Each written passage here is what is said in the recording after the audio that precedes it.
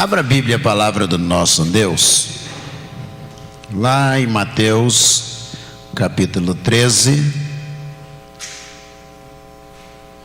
Mateus, capítulo 13.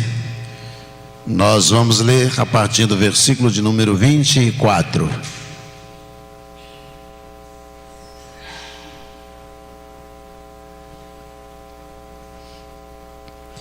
Jesus lhes propôs outra parábola, dizendo: o reino dos céus é semelhante a um homem que semeou boa semente no seu campo.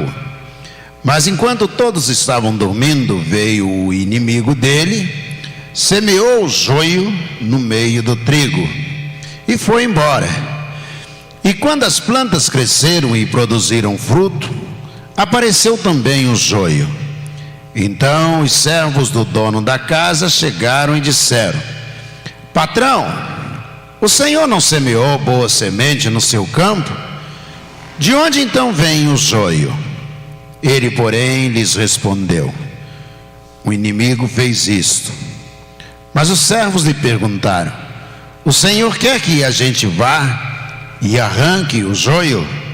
O dono da casa respondeu: não, porque ao separar o joio, vocês poderão arrancar também com ele o trigo. Deixem que cresçam juntos até a colheita, e no tempo da colheita direi aos ceifeiros: ajuntem primeiro o joio e amarrem em feixes para ser queimado, mas recolham o trigo no meu celeiro. Amém? Vamos orar? Senhor, obrigado, ó Deus, pelos ensinamentos de Jesus, pelas parábolas que clareiam, ó Deus, a mente de cada um de nós, que nos dão, ó Deus, uma noção e, por analogia, daquilo que o Senhor quer que entendamos e façamos, que apliquemos a vida, ao coração de cada um de nós. Obrigado, ó Deus, por esta parábola, por este capítulo. E nós pedimos que Tu venhas inserir no coração de cada um de nós este ensinamento dado por Jesus, a fim de que cresçamos e fortaleçamos-nos, ó Deus, para decidir em nome do Senhor, de tal maneira que o Teu nome seja glorificado. É a nossa oração em nome de Jesus, o nosso Senhor. Amém. Amém. Jesus está reunido com os discípulos e este capítulo 13, ele é provavelmente aquele que mais tem parábolas. Temos no capítulo 15, 2 capítulos à frente, pelo menos 4 parábolas colocadas por Jesus. No 16 temos uma parábola. E aqui Jesus vai contar a parábola do semeador, a parábola do joio, a parábola do tesouro, a parábola da pérola, a parábola da rede, a parábola da mostarda. Jesus vai enumerar aqui uma série de parábolas no capítulo 13. Provavelmente é o capítulo que mais tem parábolas nas Escrituras Sagradas. Quando nós olhamos para esse texto, Jesus está dizendo aos discípulos na parábola anterior, a parábola do semeador. Jesus diz: o semeador saiu a semear. E aí ele, enquanto está andando, cai parte da semente à beira do caminho. Mais adiante cai parte entre os pedregais, as pedras. Mais adiante cai parte entre os espinhos. E finalmente cai parte em terra boa. A primeira parte que cai à beira do caminho, as aves do céu, diz Jesus, vieram e comeram essa parte que caiu à beira do caminho. A parte que caiu sobre os pedregais, diz Jesus, essa parte, ela começou a crescer, mas não tinha raízes profundas. Saiu o sol, aqueceu a pedra e ela murchou. E a terceira parte, dita por Jesus, caiu entre os espinhos. Elas até conseguiram terreno, começaram a crescer, mas diz Jesus, os espinhos vieram e sufocaram-na no crescimento, de modo que não conseguia mais subsistir em meio aos espinhos. E a última parte caiu em terra boa. E aí vem, a partir do versículo 24, que nós acabamos de ler, Jesus começa a contar logo outra parábola, alternando imediatamente mais uma parábola. E nessa nova parábola, Jesus diz que um homem muito rico tinha uma terra e mandou semear sobre essa terra trigo. E enquanto os seus criados, os seus servos foram dormir depois de trabalharem, veio o inimigo e semeou sobre o seu campo, semeou joio. E esses empregados começaram a observar enquanto cresciam e disseram: Senhor, nós semeamos somente joio, trigo, e está crescendo joio junto com o trigo que nós semeamos. Como pode isso? E aí o dono da terra diz: enquanto vocês dormiram, o inimigo veio e semeou o joio em meio ao trigo. E aí os empregados dizem prontamente: Senhor, vamos arrancar esse joio. E o dono da terra disse: não, de jeito nenhum. Deixa que eles cresçam juntos, o trigo e o joio. Quando começar a espigar o trigo, o joio não vai espigar, fica mais fácil arrancar.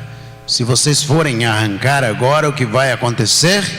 Vocês vão arrancar o joio e o trigo juntamente.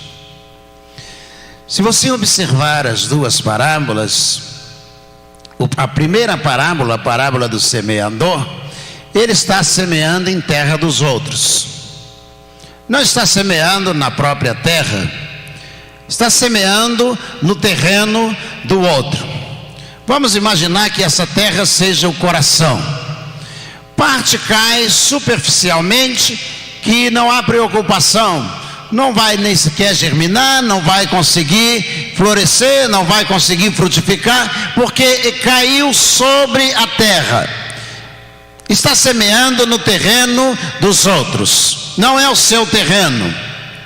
E há uma grande dificuldade quando você não toma conta do seu terreno e deixa que as outras pessoas semeiem qualquer coisa. Seja lá o que for, ele vem e semeia, humilha, ele tira você do equilíbrio e você deixa que ele continue semeando. Não estou falando de brigar, não estou falando de disputar espaço, mas que você tenha a cautela de não deixar cair sobre o seu coração qualquer coisa que as pessoas estão semeando. Há corações que são verdadeiros pedregais, são empedernidos, ou seja, são de pedra, que você pode semear sobre eles, mas eles não nascem coisa alguma. Há uma grande exceção na história da psiquiatria, até anda pela internet esse julgamento num tribunal americano, um tribunal dos Estados Unidos da América, de um psicótico que havia matado algumas pessoas. E o psicótico, ele não interage com o sentimento sobre as coisas que estão acontecendo ao seu redor. E diz que uma das testemunhas era o pai de um jovem morto por aquele psicótico. E ele é uma exceção na história do estudo da psiquiatria.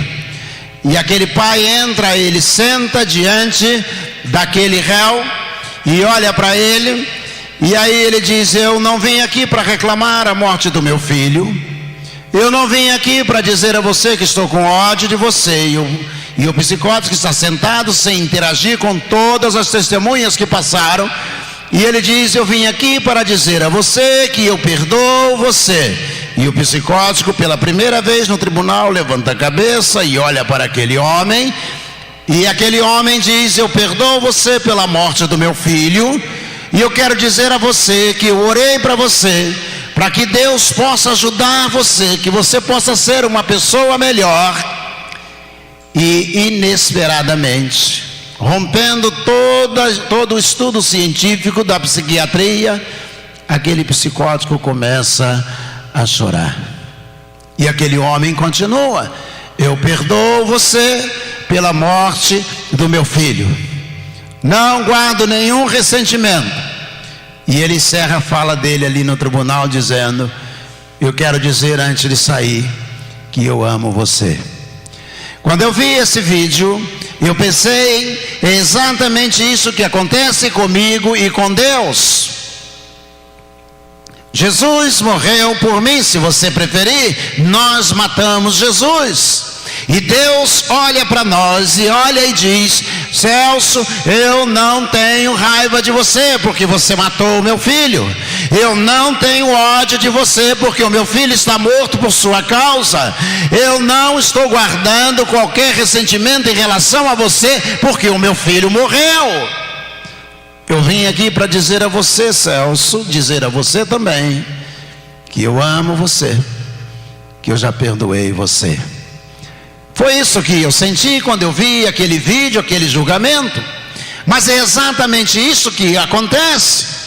Há corações empedernidos, corações de pedra, que eles só podem ser quebrados pelo amor de Deus.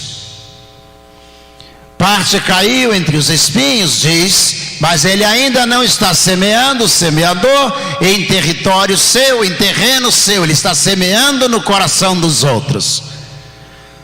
E há corações cheios de espinhos.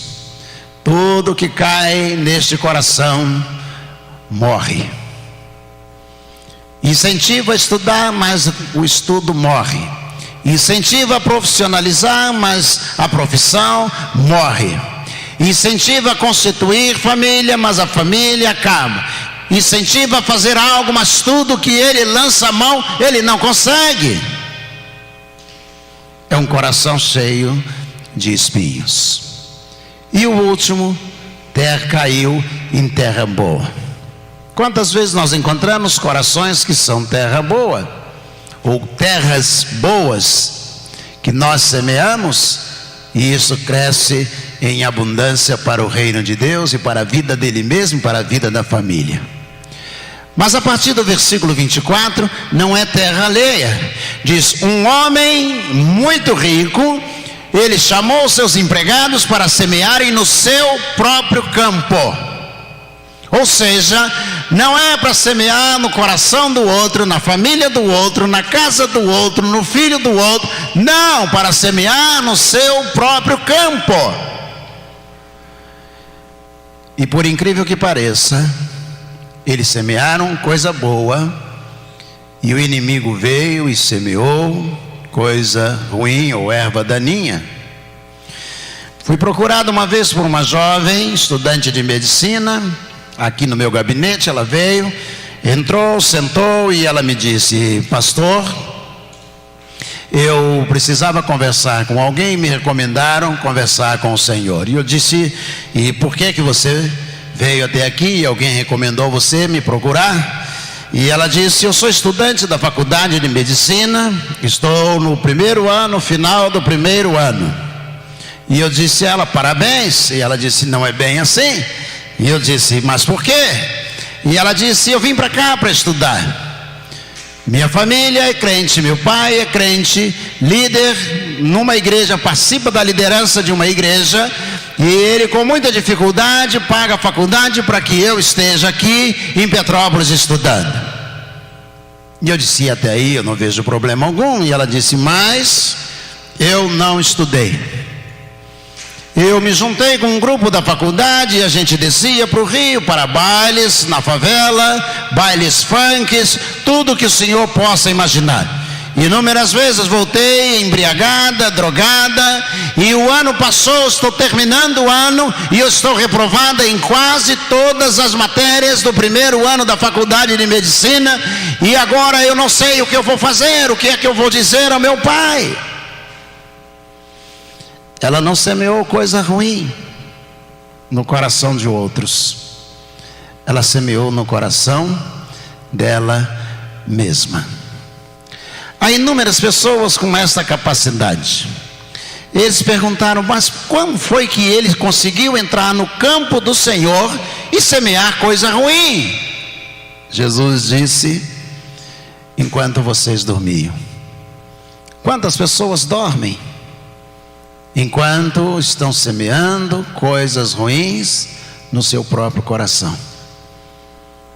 É isto, coisas ruins, não no território dos outros, mas você está permitindo que seja semeado no seu próprio coração. E a partir daí, a vida começa a implodir, começa a destruir, porque na primeira parábola ele está semeando lá fora, na segunda parábola ele está semeando aqui dentro. E quando você semeia coisa ruim no seu coração, ou você deixa alguém semear coisa ruim no seu coração, você agora não sabe o que fazer. Os empregados disseram: vamos arrancar. Eles não sabiam que decisão tomar. Se você está semeando coisa ruim, Jesus tem a solução para você.